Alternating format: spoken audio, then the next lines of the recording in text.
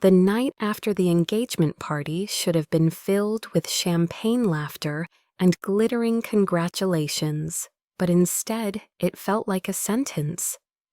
The penthouse suite on the top floor of the glass tower looked beautiful from the outside, with floor-to-ceiling windows and a view of the city lights, stretching forever, but to her it was cold, silent, and suffocating. She was no bride basking in the glow of new love. She was a reluctant pawn. Her name was Claire. She had grown up in a family that had once been respectable. Her father a small business owner who had tried to keep the company afloat until the last breath of credit and dignity ran out. Bankruptcy came with cruel efficiency. When the chance of a merger disguised as a marriage appeared, her parents had not hesitated. They offered her hand to the billionaire heir who could rescue their ruin. Claire had wanted to say no, but the sight of her mother's trembling hands, signing documents, and the fear in her father's eyes forced her silence. Now she stood in a marble bathroom that smelled faintly of eucalyptus oil, the water from the shower streaming down her back. Her heart pounded, not because of modesty, but because of defiance. If she had to endure this cage of glass and steel for 90 days, then she would at least play by her own rules. And perhaps if she provoked him enough, he would be the one to end it. Marcus Holloway, the man she was forced to call fiancé, was the youngest CEO in the tech world to appear on magazine covers. He was known for ruthless decisions, a mind sharp as a blade, and an expression that rarely betrayed emotion. Women in designer gowns whispered his name at charity galas, imagining him as a fantasy. To Claire, he was nothing but another chain. She remembered the way he had looked at her during the engagement dinner, dark eyes measuring her as though she were a file in one of his board meetings. His words had been clipped polite enough to avoid scandal, but cold enough to chill bone. 90 days, he had told her under his breath when the photographers stepped back. 90 days to keep the investors calm. After that, freedom. She had nodded, but inside she had whispered, "I will not let you have the satisfaction of discarding me. I will make you want to throw me out first." And so with steam rising around her, she shouted, "Marcus, bring me my underwear." The words echoed against marble and glass. Her cheeks burned at her own audacity, but she lifted her chin higher. She imagined him stiffening in disgust, imagined the door slamming, imagined a furious lecture about propriety. She imagined victory. For a moment there was only the hum of the ventilation. Then the door to the bedroom opened. Footsteps measured and steady crossed the hardwood floor. The bathroom door eased open. Claire's pulse leapt. Marcus appeared, tall frame outlined against the softer light of the suite. His suit jacket was gone, but his shirt was still buttoned, tie loosened only slightly. In one hand he held the delicate scrap of silk she had deliberately left folded on the dresser. His eyes met hers through the steam. They did not widen in shock or flare in anger. They simply lingered steady, unreadable, but undeniably aware. He placed the garment on the counter beside the sink. His voice was calm, lower than she expected. "Next time, remember to bring it in. Yourself, that was all. No raised tone, no reprimand, no visible outrage. Just a glance that stayed one heartbeat too long before he turned and walked out. The door closed softly, leaving her surrounded by the hiss of water and the pounding of her own heart. Claire's knees weakened. She had planned this to humiliate herself on purpose, to appear shameless so that he would despise her. But instead his indifference, his composure, his brief gaze that seemed to strip her down more effectively than the water running over her skin, unsettled her far more than anger ever could. She pressed her palms against the cool tile and let out a shaky breath. He was supposed to hate her. He was supposed to see her as nothing but an inconvenience. So why did it feel as if he had seen her more clearly in that moment than anyone had in years? Outside the bathroom, Marcus stood in the living room, hands braced on the back of the leather sofa. His expression gave away nothing to the empty room, but inside he replayed the sound of her voice, the glimpse of her silhouette in the steam, and the unflinching boldness in her eyes. He had agreed to this arrangement for convenience, to silence the board and honor his grandfather's dying wish. He had no intention of letting it touch his heart, and yet, as he poured himself a glass of whiskey, Marcus realized that indifference might not be as easy as he had promised himself. Claire had never imagined her life would be measured in boardroom negotiations and balance sheets, yet here she was reduced to a bargaining chip. Her father once owned a chain of manufacturing plants that provided decent work to hundreds of employees across the Midwest. The recession, combined with a series of poor contracts, had driven the family business into debt. Banks closed their doors, creditors demanded repayment, and the once proud family home was sold to cover legal fees. When the Holloway Corporation appeared with a proposition, it was disguised as salvation. Marry Marcus Holloway, the brilliant but merciless CEO, and in exchange the debts would be restructured, new contracts would be granted, and the Shen family her mother's maiden side would survive humiliation. Claire's voice had not been asked for in the decision. Her parents justified it as opportunity, insisting she would grow to love him, or at least endure him, because wealth could soften every wound. But Claire had never been the type to dream of marrying money. She had studied hard-earned a scholarship to a respected state university and graduated with honors in economics. She had pictured herself building a career, perhaps working in consulting, not standing as arm candy for a man who did not even smile at her on their engagement night. Her self-respect burned even brighter because of the forced arrangement, and though she loved her parents, she could not forgive them for bartering her future. Marcus, on the other hand, was a man who seemed forged from steel and cold glass. Born into privilege, he had been sent to elite schools where he mastered languages and technology. By the time his peers were still fumbling through adolescence, by 25 he had launched a tech startup that later merged into the Holloway conglomerate, and by 30 he had been appointed CEO, ousting seasoned executives with his efficiency. The media adored his brilliance, but feared his methods. He was handsome in a way that was almost too precise jaw set, like carved marble eyes sharp enough to make people lower their gaze. His reputation with women was paradoxical, constantly pursued but rarely attached, photographed at galas, but never in gossip columns for long. Only one scandal had ever touched him, whispered late at night across business circles, a broken engagement years before that had left him colder than ever.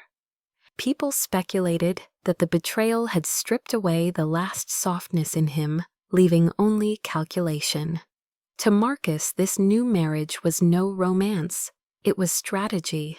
The board of directors had demanded stability after a volatile quarter, and his grandfather, a man whose influence still commanded loyalty, had insisted that the appearance of a settled personal life would reassure investors. Claire had been chosen not for her charm, but for her usefulness, a woman from a respectable family who owed the Halloways everything and therefore could not refuse. Marcus had agreed because it was efficient. 90 days of appearances together, then dissolution once the market steadied.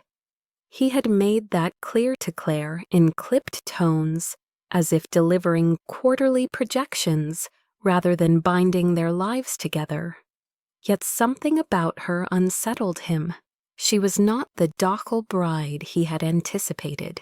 Her eyes carried fire, her words carried wit, and even her attempts to provoke him, like the shower stunt, revealed not desperation, but courage. It was as if she wanted him to despise her, and that puzzle lingered in his thoughts more than he cared to admit. Their world was already complicated by the cast of people orbiting them. On Claire's side, a father weighed down by shame and a mother torn between gratitude and guilt. On Marcus's side, a board of directors who scrutinized every move and a circle of old money families who believed they had the right to dictate his private life. Among them was Vanessa, the daughter of a key investor who had known Marcus since childhood. She played the role of loyal friend, but carried the ambition of becoming his wife, and the arrival of Claire ignited in her a quiet fury. To the public, the union of Marcus and Claire looked glamorous, a fairy tale headline plastered across finance magazines. Billionaire CEO engaged to rising beauty.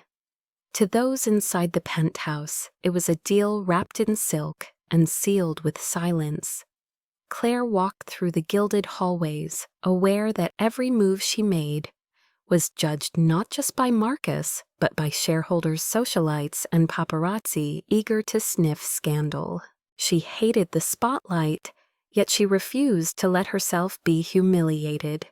If she had to be trapped in this marriage of convenience, she would maintain her dignity, even if that meant sparring with Marcus himself.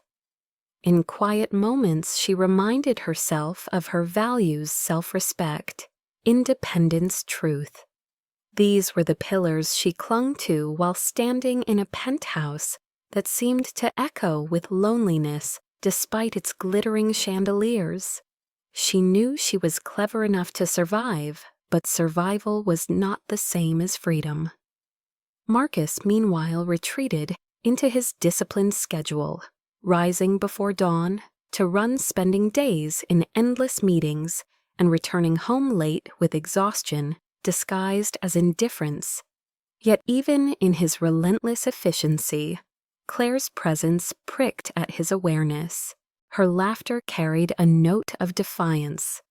Her silence hinted at thoughts deeper than appearances. And when she looked at him with that unflinching gaze, he felt for the first time in years as though someone was not intimidated. The stage was set.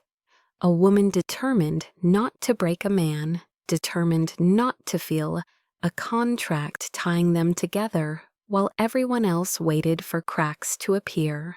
And beneath the surface, the spark of something neither wanted to acknowledge began to smolder, promising fire destruction, and perhaps, if fate was merciful, renewal.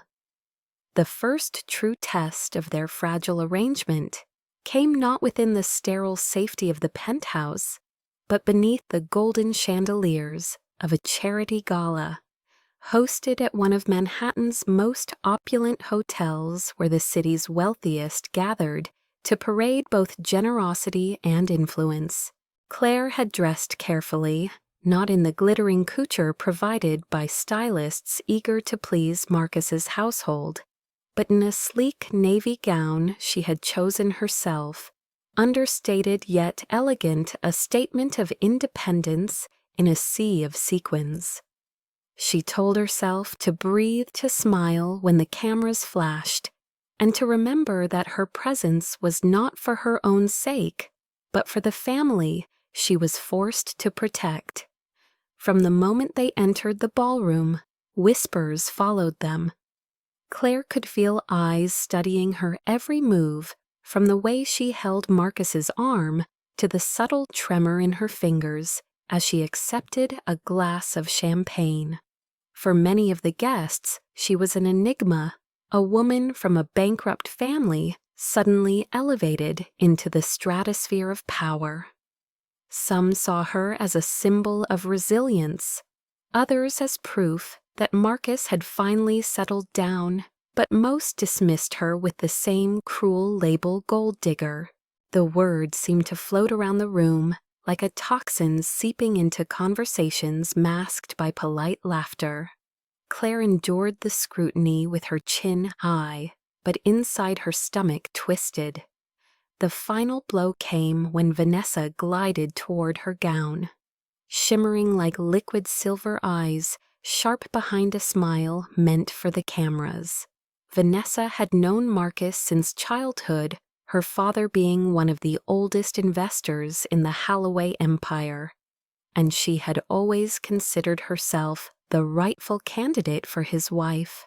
She greeted Marcus with the warmth of familiarity, before turning her attention to Claire with a tilt of her head that dripped condescension.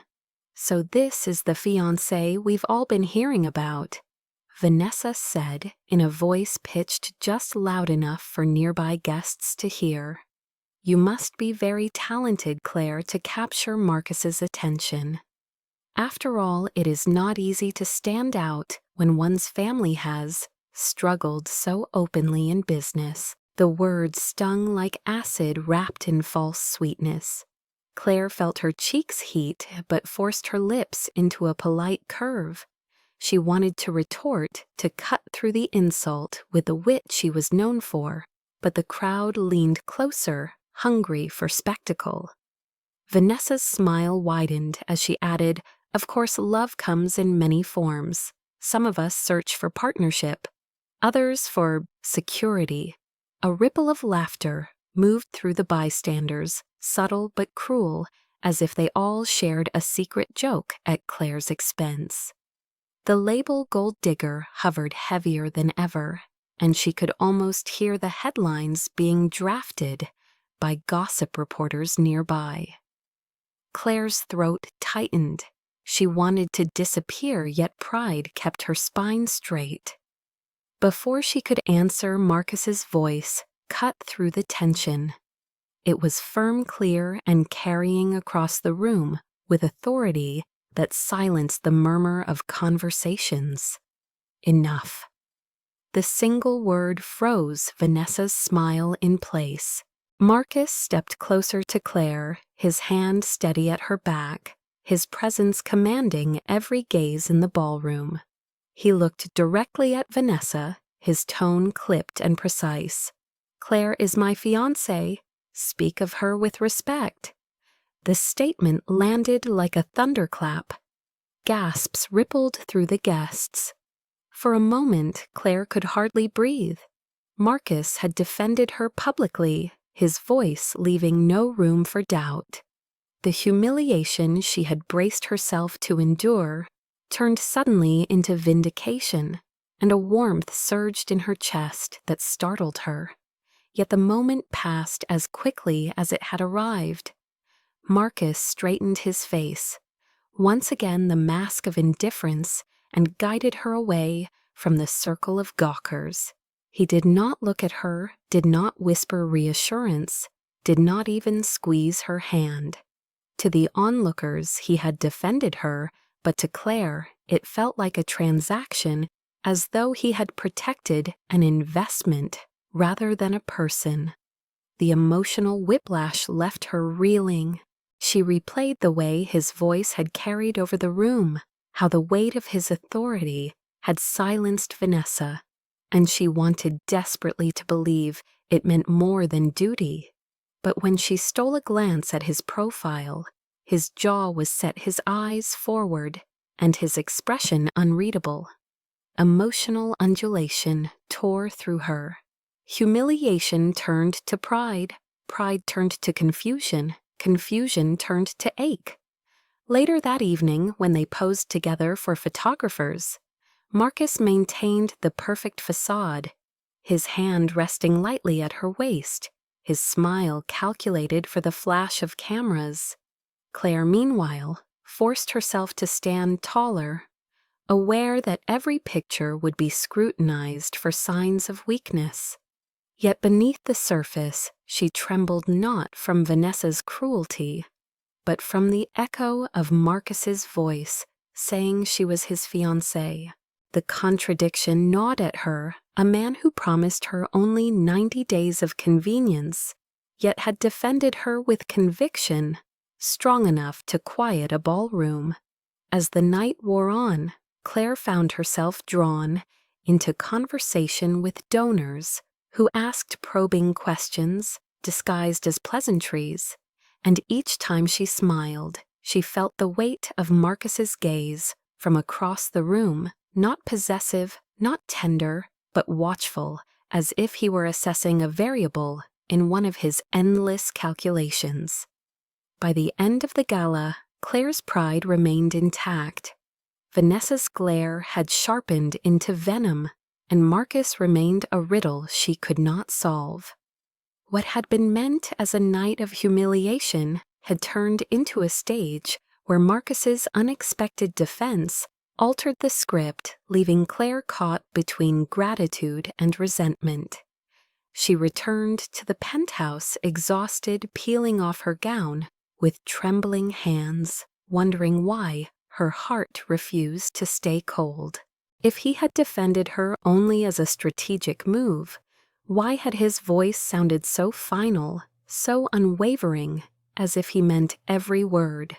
That question lingered like an ember in her chest, as she closed her eyes, knowing that tomorrow the whispers would continue. But something between her and Marcus had undeniably shifted.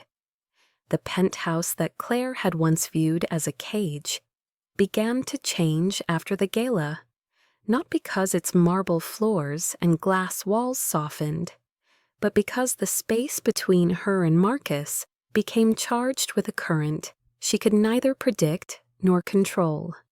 Nights in the city stretched long, filled with the quiet hum of elevators and the distant wail of sirens. And in that silence, she became acutely aware of every small encounter with him. It started with the kitchen, a gleaming space of chrome and granite that Marcus rarely used except for coffee at dawn. Yet one midnight, Claire wandered in, restless from the chaos of the gala, and found him leaning against the counter in shirt sleeves tie, undone, pouring himself a glass of water. For a heartbeat, they stared at each other in the half-light, the refrigerator's glow painting shadows across his face, and Claire realized how startlingly human he looked without the armor of a suit. She wanted to retreat, to flee the intimacy of the moment, but Marcus simply slid the glass across the counter toward her and said in that calm voice, "You should drink something. It helps you sleep." She took the glass, their fingers brushing, and the touch was so brief yet so sharp that she carried it back to her room like a secret. The next encounter came days later in the private elevator that ascended from the garage to the penthouse. She had been returning from a shopping errand, trying to reclaim a shred of independence by choosing her own clothes rather than letting stylists dictate every detail when the elevator jolted to a stop between floors. The lights flickered, the machine hummed, and Claire's heart skipped with panic. Before she could react, Marcus was there, steady hand pressing the emergency button, voice calm as steel. "It will start again. Don't panic." But his nearness was overwhelming in the narrow space. His scent of clean soap and faint cologne wrapping around her as he leaned slightly closer to reassure her. Claire forced herself to breathe, her pulse thundering in her ears. And when the elevator finally lurched back to life, She knew that the panic she had felt was less about the malfunction and more about the dangerous proximity of the man beside her. The walls between them seemed to close further a week later when Marcus confronted her in the hallway outside their bedrooms. She had left a stack of files on the dining table work from her father's old company that she insisted on reviewing in hopes of salvaging something, and Marcus had noticed. His footsteps echoed against the marble as he stopped her, his body suddenly too close, pinning her subtly against the wall. "Tell me why you are really doing this," he demanded softly. His eyes dark with an intensity that left her breathless. "Are you trying to make me hate you with these stunts? Or are you daring me to actually look at you?" The question slashed through her defenses, leaving her scrambling for words. She muttered something about freedom, about wanting to end this contract before it consumed them both. But Marcus's gaze lingered unwavering, as though he could read the truth beneath her excuses.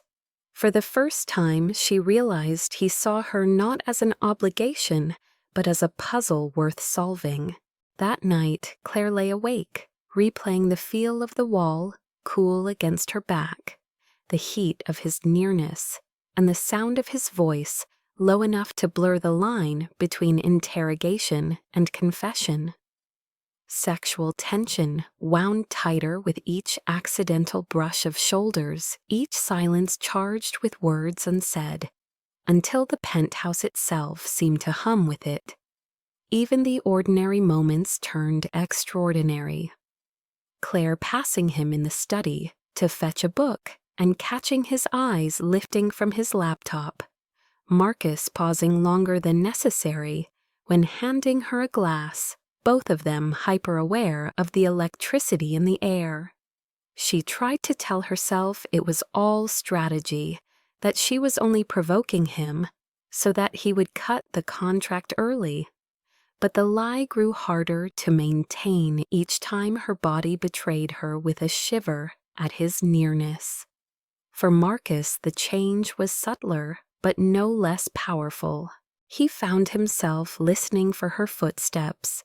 When he returned late at night, noticing the way she tucked a stray strand of hair behind her ear, feeling a sharp irritation when he caught other men's gazes lingering on her during corporate dinners. He told himself it was only because of the arrangement, because her reputation was tied to his. But in the quiet hours when he poured himself whiskey, he could not shake the image of her eyes burning with defiance, as she had faced Vanessa, or the softness in her expression when she thought no one was watching. The penthouse, once a sterile monument to his solitude, began to feel alive in ways that unsettled him. He told himself he would not cross the line, but each day the line blurred further. One evening when rain lashed against the glass walls and thunder rolled across the skyline, Claire entered the living room to find Marcus reading, by the fire sleeves rolled up hair tousled from long hours. The sight struck her with an intimacy that words could not capture. She paused, and when he looked up, their eyes locked. Neither spoke, but the silence between them was heavy, humming with possibility. And Claire realized that her plan to make him hate her had unraveled into something far more dangerous he was not pulling away. He was watching closer, and she was no longer certain she wanted him to let go. The turning point came on a quiet afternoon when Claire returned from a meeting with stylists arranged by Marcus's staff, frustrated by their insistence that every thread she wore should scream status, and she dropped her small leather satchel on the bedroom dresser with more force than she intended, sending a delicate silver chain tumbling onto the floor. She bent to retrieve it, fingers trembling slightly, As they closed around the pendant, an oval locket engraved with faint initials worn smooth from years of touch. It was the only piece of jewelry she had kept from childhood, a gift from her late mother, and she rarely wore it in public because it felt too private, too sacred. But when she straightened, she found Marcus standing in the doorway. His gaze locked on the pendant with an intensity that startled her.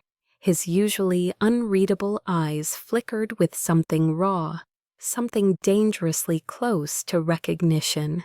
"Where did you get that?" he asked, his voice low, the controlled calmness frayed at the edges. Claire stiffened, clutching the locket to her chest as if shielding it from him.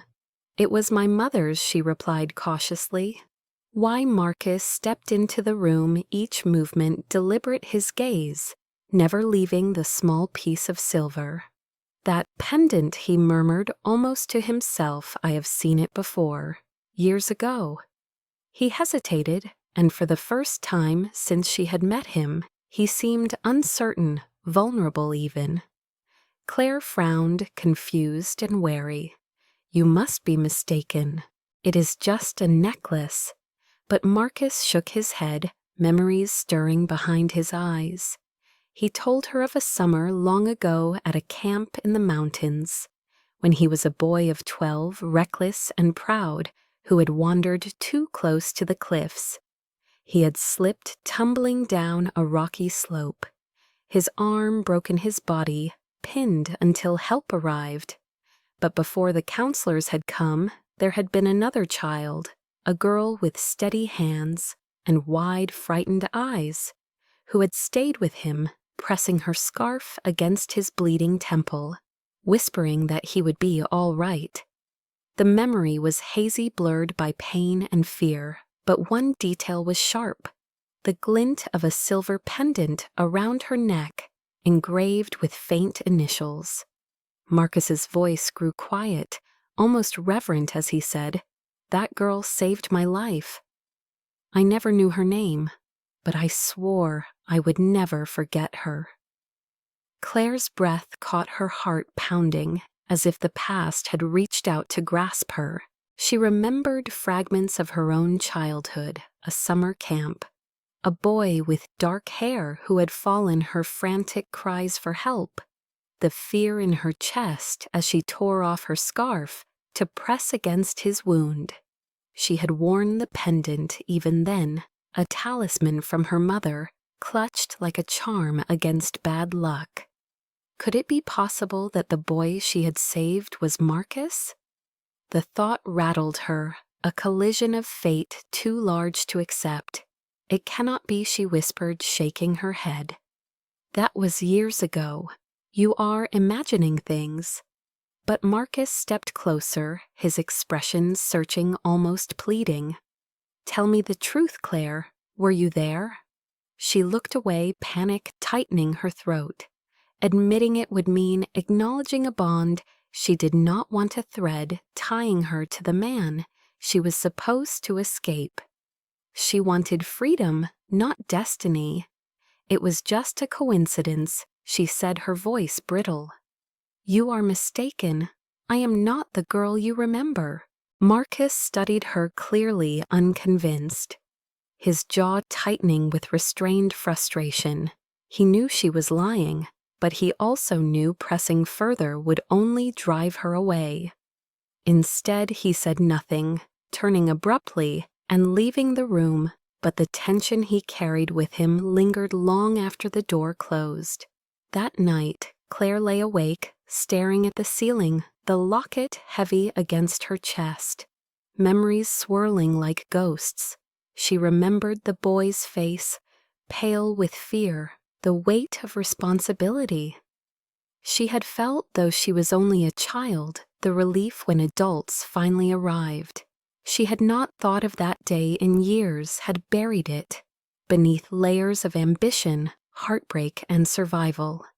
And now the boy from that memory stood in the next room, a man who wielded power like a weapon, a man who stirred feelings in her she had sworn to suppress.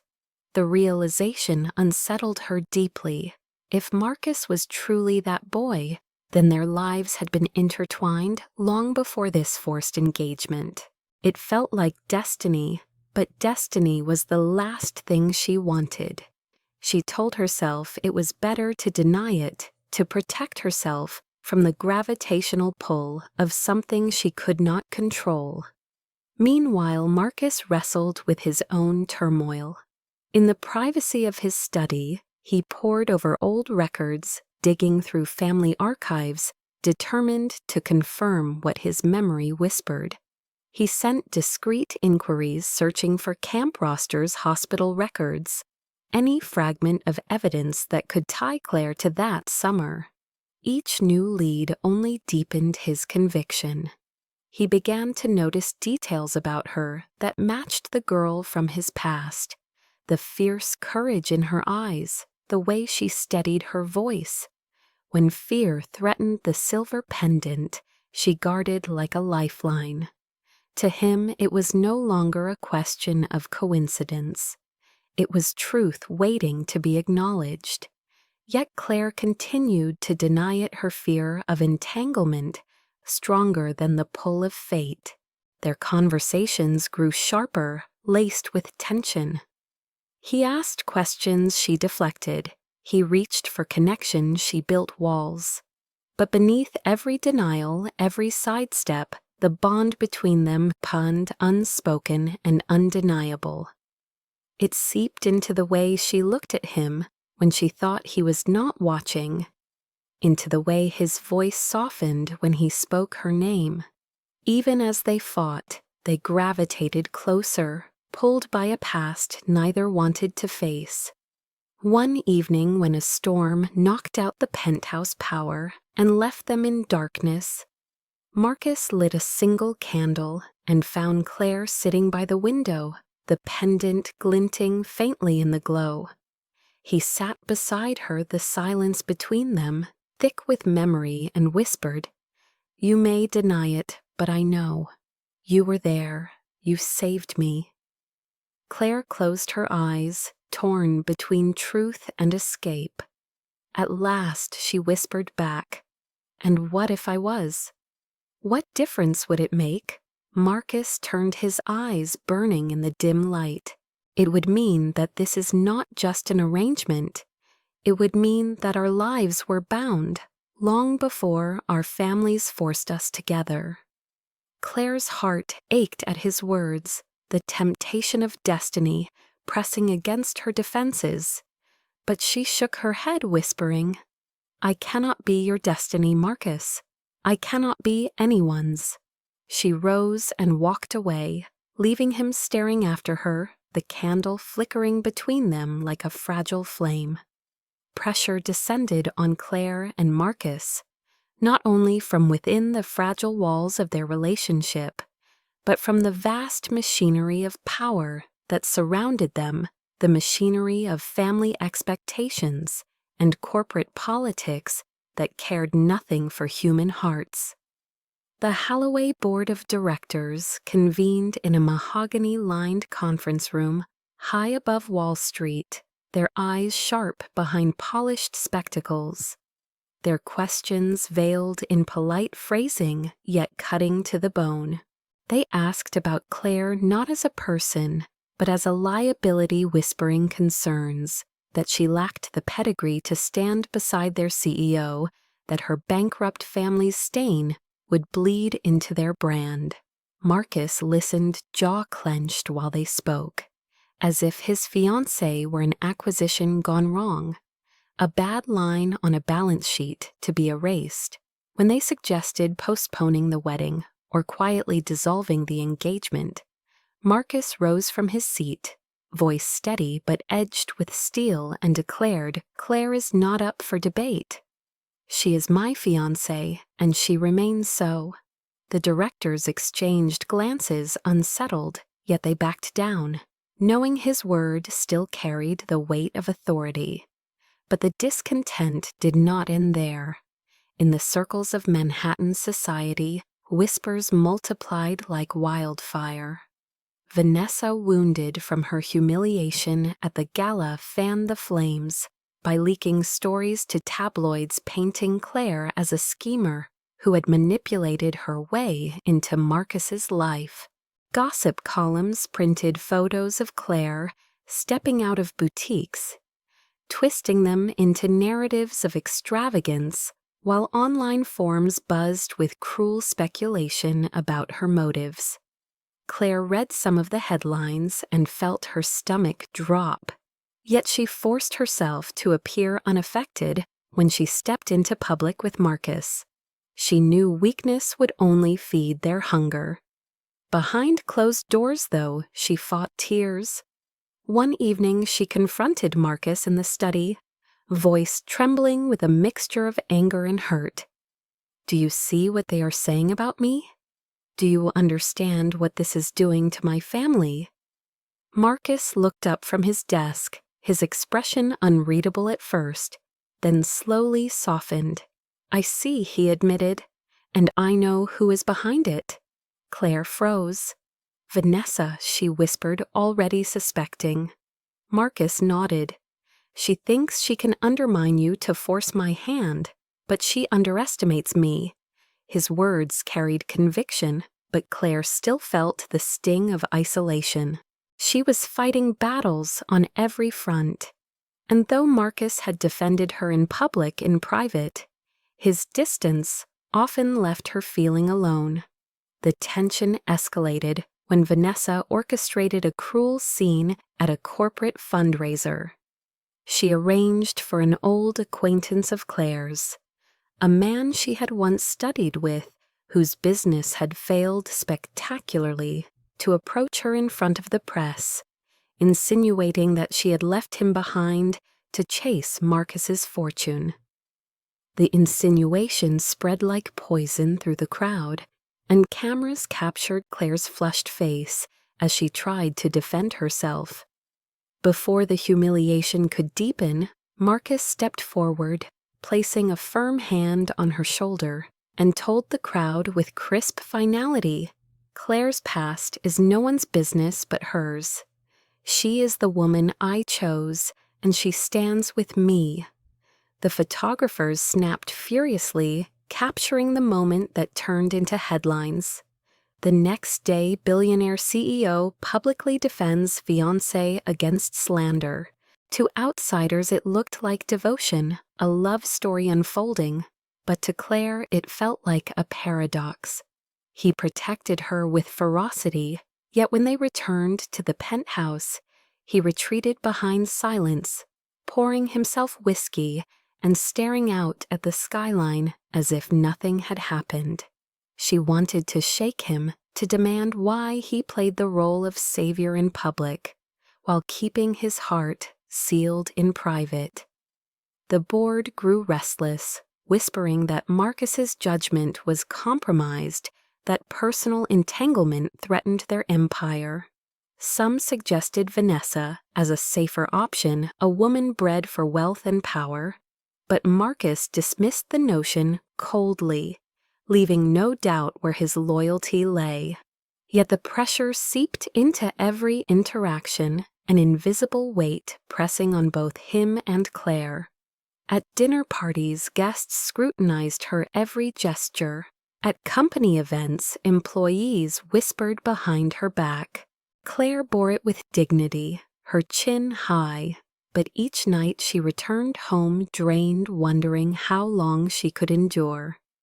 The breaking point arrived when Vanessa leaked a forged dossier to the press, claiming Claire had been involved in financial misconduct during her university years, falsifying scholarships and accepting money from questionable donors. The story spread like wildfire, investors panicked, and the board demanded answers. Marcus summoned Claire into his office, showing her the headlines, his eyes searching hers for truth. She met his gaze steadily, voice firm, despite the lump in her throat. "It is a lie, every word." Marcus studied her, then nodded once. "I believe you." The simplicity of his trust struck her harder than the slander itself.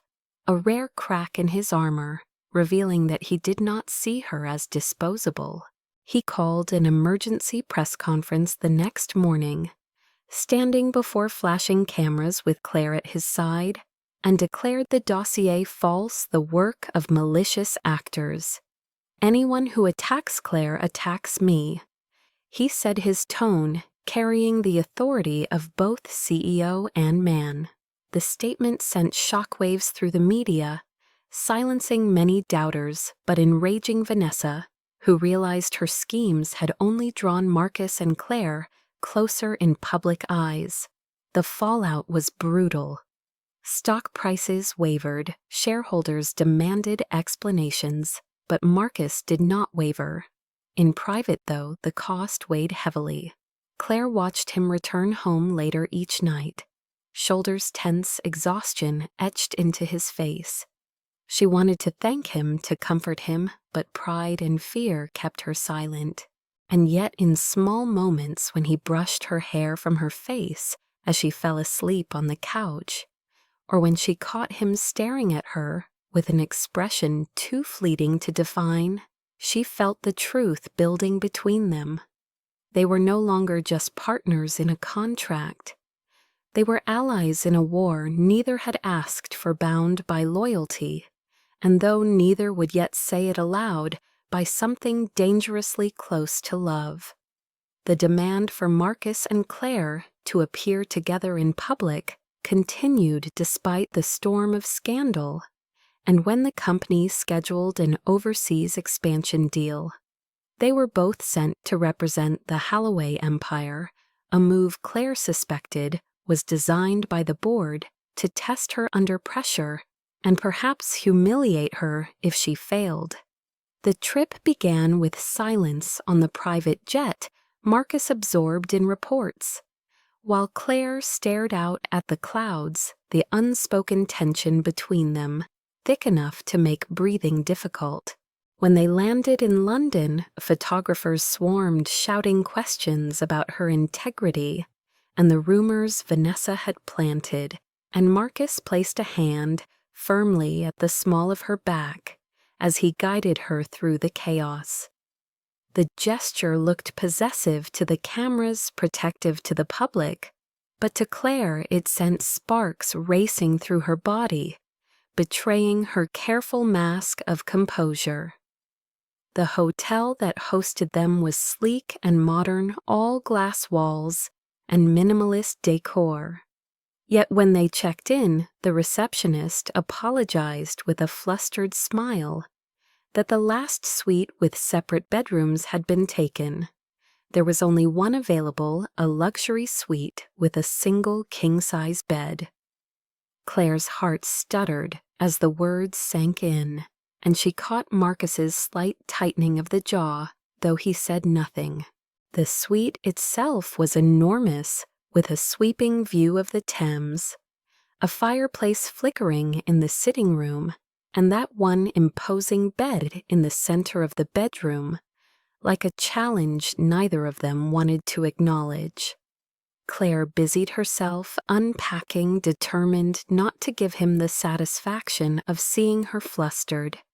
But when Marcus emerged from the bathroom in a simple white shirt sleeves, rolled back damp hair falling loose across his forehead, her breath caught despite herself.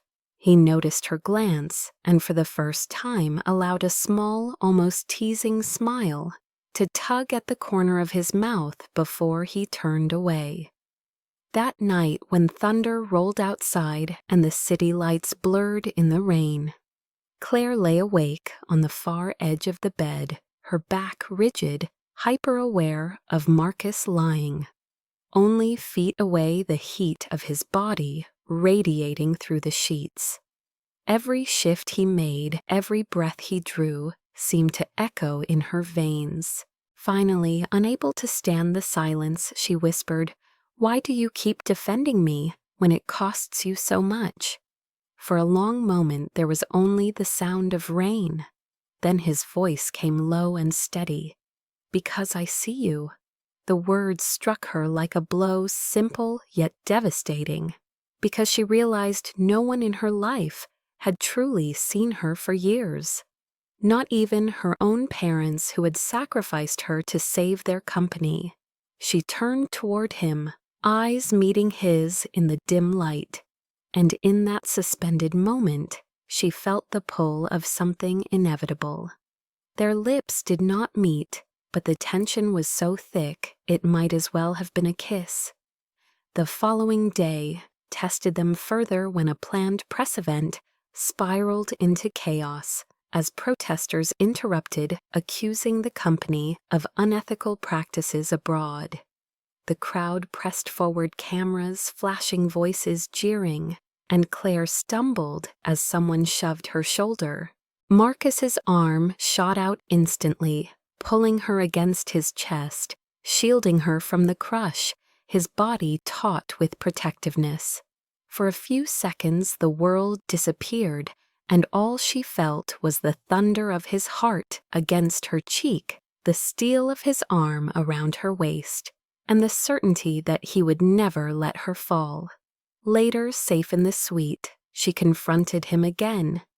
Anger and longing tangled in her voice. "You cannot keep doing this, Marcus. You cannot keep saving me and then pretending none of it matters." He met her fury with quiet intensity. "It matters," he admitted, the honesty in his eyes, stealing her breath, "more than I want it to." The confession hung between them, dangerous and intoxicating. Their arguments grew sharper, after that each one laced with the heat of desire neither dared name. When she accused him of treating her like an investment, he countered that she treated him like a villain she wanted to provoke.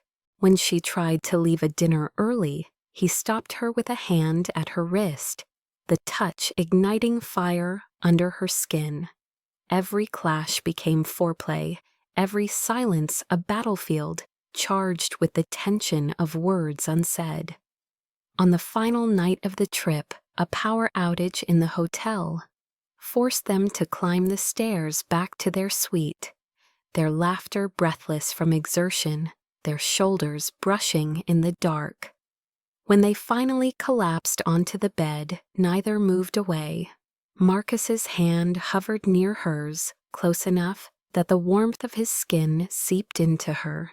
He whispered almost against his own will, "I told myself 90 days. But every day with you feels like a lifetime I am not ready to give up." Claire's throat tightened, torn between the walls she had built, and the truth her heart screamed. She wanted to tell him she felt it too, that the hate she had promised herself to cultivate had twisted into something far more dangerous and precious. But fear held her tongue. Instead, she turned onto her side, pretending to sleep, while Marcus lay awake beside her, staring at the ceiling, fighting the battle between duty and desire. The trip ended with them returning home, more entangled than ever, their public masks intact, but their private truths fraying at the edges. For the world, they were still a contract couple, but within the walls of their shared life, they were something else entirely. Two people caught in the throes of a love-hate firestorm, each terrified to admit that they had already crossed the line. The fragile equilibrium between Marcus and Claire shattered when Vanessa unveiled her most dangerous scheme, yet a carefully orchestrated scandal designed not only to humiliate Claire, but to dismantle the foundation of Marcus's company. It began with whispers leaked to influential journalists that Claire had been secretly feeding information to a rival firm, whispers soon bolstered by forged emails and doctored bank transfers that painted her as a spy planted to sabotage Holloway Enterprises. The story exploded across financial news networks. Investors panicked, and the board convened an emergency meeting, their patience worn thin by months of controversy. Marcus stood at the head of the table, fists clenched, declaring that the evidence was false, but even his authority could not erase the images plastered across screens. For the first time, doubt flickered in the eyes of those around him, and Claire felt the full weight of betrayal pressing in, though she knew she was innocent. That night in the penthouse, the city lights burning cold beyond the windows, she confronted Marcus, her voice breaking as she asked, "Do you believe them?" Marcus's eyes met hers, dark and stormy. "No," he said firmly, "but belief will not be enough to save us this time." His words pierced deeper than any accusation because they revealed the cost of his loyalty. He was willing to stand beside her, but in doing so he risked losing everything he had built. Claire could not bear it. She had entered this marriage as a sacrifice to save her parents, and now she faced the reality that Marcus might lose his empire because of her. The thought of him destroyed by a scandal tied to her name was unbearable. So she made the hardest choice of her life. When he returned late from meetings the next day, he found her packing a suitcase.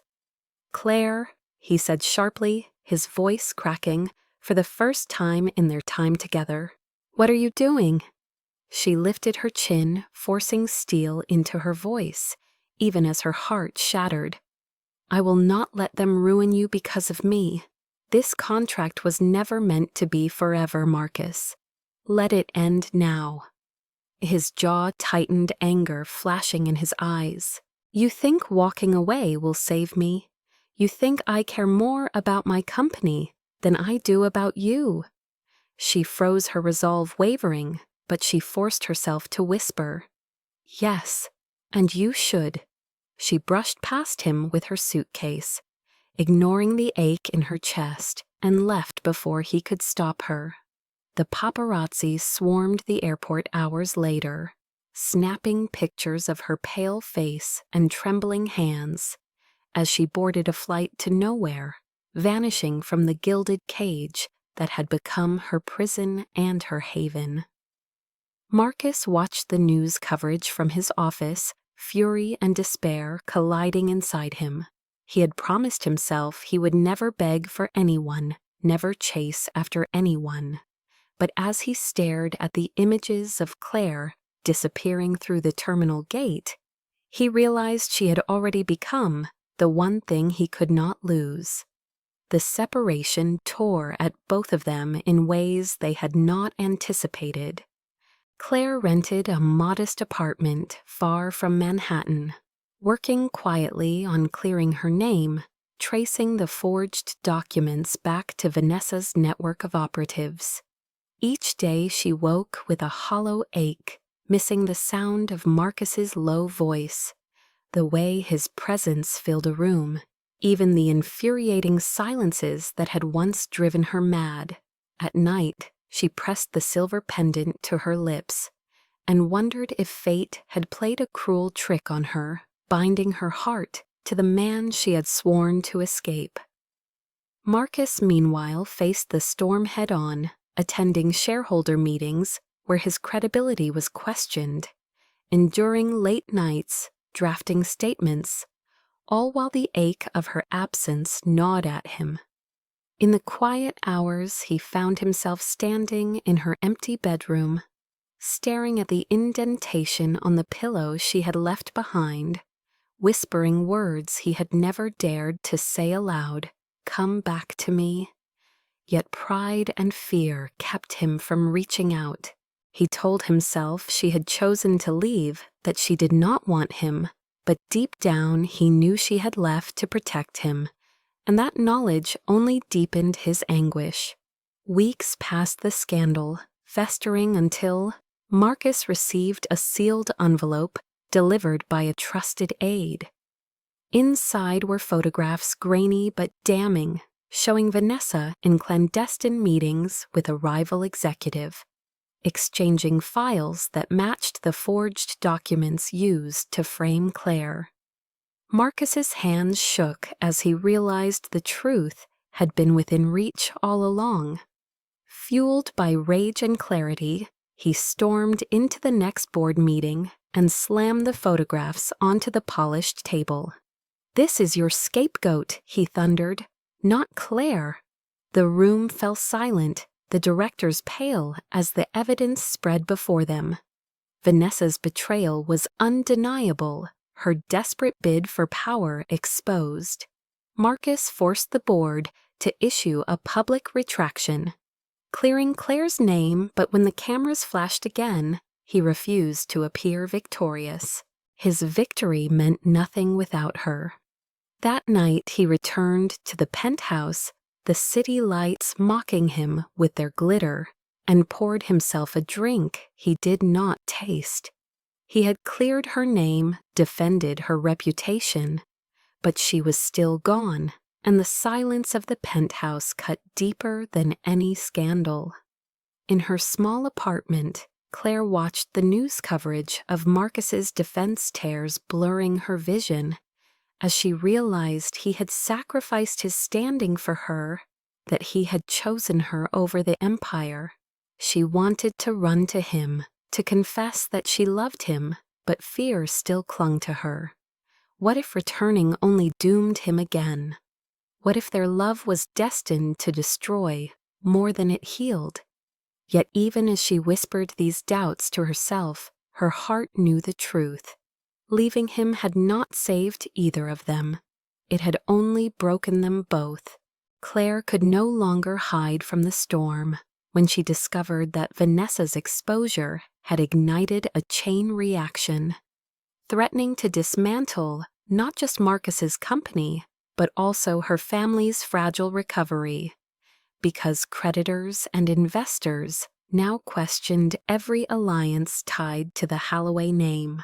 Sitting in her small apartment with the television flickering, she realized that running away had solved nothing. She decided that if Marcus had risked everything to clear her name, then she would risk everything to protect him in return. She began contacting journalists, attorneys, and auditors, piecing together the trail of corruption Vanessa had left behind, not simply to prove her innocence, but to reveal how deeply the rival company had infiltrated their world. Each step forward drained her, but she refused to stop, driven by a clarity she had never known before she loved Marcus. And love meant more than longing, it meant sacrifice and action. Meanwhile, Marcus descended further into battle mode, his board threatening to strip him of power unless he distanced himself from Claire once and for all. At one heated meeting, an elder director sneered, "You are blinded by that girl. Choose the company or choose her." Marcus rose his voice steady with a conviction that silenced the room. "I choose her. I would burn this company to the ground before I betray her again." The words shocked even him, but as he walked out into the hallway, he realized they were true. For years he had defined himself by numbers, by power, by control. But without Claire, every skyscraper he owned felt empty. He needed her not as a pawn, not as a contract bride, but as the only person who saw the man beneath the empire. Days later, Claire arranged a press conference of her own, appearing before cameras with documents she had uncovered that proved Vanessa's collusion with competitors, exposing not only the conspiracy, but also her own willingness to step into the fire rather than let Marcus stand alone. The media frenzy was electric, the narrative shifting from scandal to redemption, portraying Claire as a woman of resilience who fought back against lies. For the first time, the public applauded her rather than ridiculed, and Marcus, watching from the back of the room, felt something inside him crack wide open. When the conference ended, he intercepted her in the corridor, his hands gripping her shoulders, his eyes fierce. "Why did you do this? You could have disappeared? You could have saved yourself." Claire lifted her chin, tears brimming. "Because I finally understood. Saving myself means nothing if it means losing you." The confession shattered the final barrier between them. Marcus pulled her into his arms, holding her as if she were the only anchor in a world unraveling.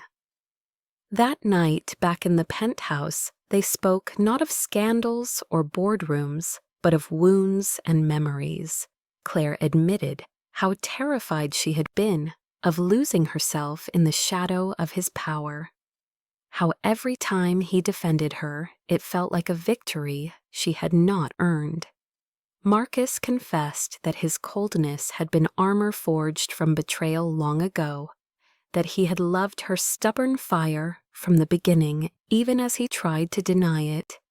They spoke until dawn, voices hoarse, walls finally falling.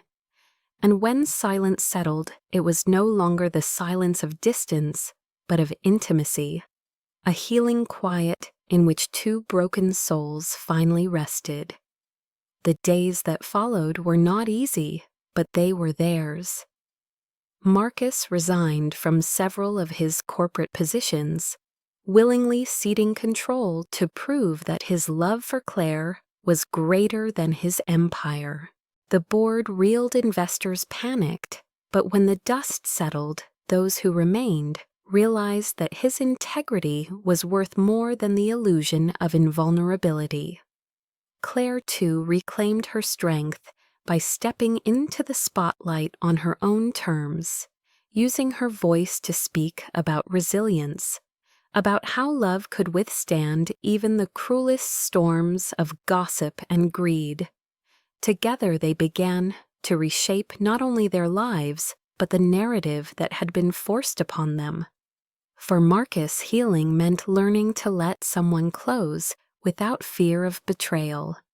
For Claire, healing meant realizing that accepting love was not weakness, but courage. Slowly the bruises faded, the headlines softened, and in the quiet of their penthouse nights, they rediscovered the simple joy of being together without pretense. One evening, Marcus took Claire back to the mountains, where his childhood memory had first tethered to hers, guiding her to the cliffs where he had once fallen. They stood together beneath the wide sky wind, whipping through their hair, and he said softly, "You saved me once without knowing who I would become. Now let me spend the rest of my life saving you in every way I can." Claire's eyes filled, and for the first time, she did not push the words away. She reached for his hand and whispered, "Then let us save each other." In that moment, they both understood that their love was no longer chained to contract scandals or family expectations. It was selfless, forged in fire, and strong enough to heal the wounds of the past.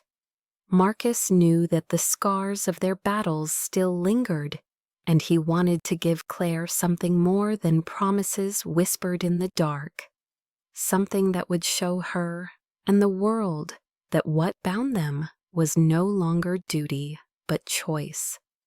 So he planned in silence, sending messages to people from her past, arranging details with precision until every piece was ready.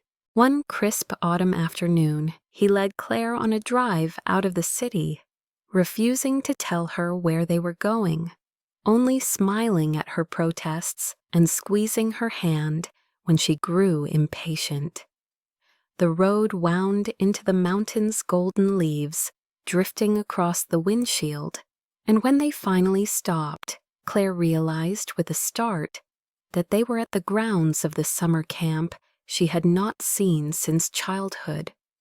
The cabins had aged, the fields grown wilder, but the air carried the same scent of pine and earth that had once filled her lungs the day she had held a wounded boy's hand and told him not to die. Marcus guided her to the old wooden cabin near the lake, its porch sagging, but still standing strong, and as they stepped inside, she saw that it had been lit with dozens of lanterns, their glow reflecting in the dusty windows, casting everything in a warm golden haze. Her breath caught when she noticed photographs pinned along the walls, images of their journey together, the charity gala where he had defended her, the press conference where she had stood for herself. Candid shots she never knew had been taken, each one a fragment of the story they had lived.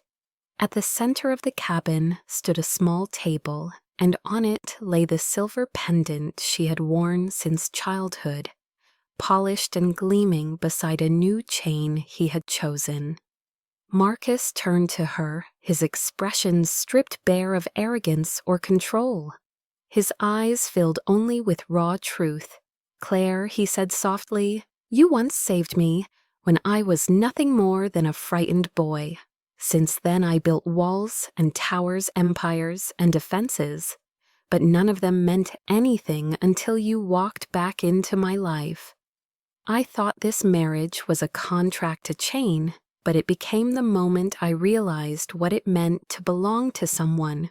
You can make me hate, you can make me furious, you can make me lose everything I once thought mattered, but do not make me lose you."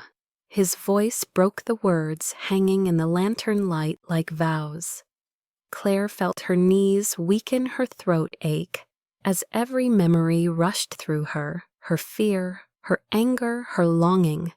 The nights she had cried alone, the mornings she had pretended to be strong, and all of it collided into the simple truth that she loved this man with a depth she could not deny. She stepped closer, lifting her trembling hands to his face, and whispered, "You drive me insane, Marcus. You terrify me. You make me want things I swore I would never want again. But when you are not with me, I cannot breathe.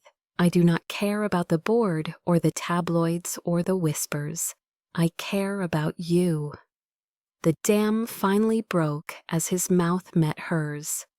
A kiss that was not about possession or challenge, but about surrender, about choosing each other freely at last. The lanterns flickered as if the whole cabin bore witness to the vow sealed between them. When they finally pulled apart, Marcus slipped the polished pendant onto the new chain and fastened it around her neck, his fingers brushing the delicate skin there with reverence. This time he murmured, "It will not just be a memory, it will be forever." Claire pressed her forehead against his tears, sliding down her cheeks, and whispered, "Then forever is what I choose." Outside, the autumn wind rustled the leaves, carrying their words into the vast sky, like a promise too powerful to be broken.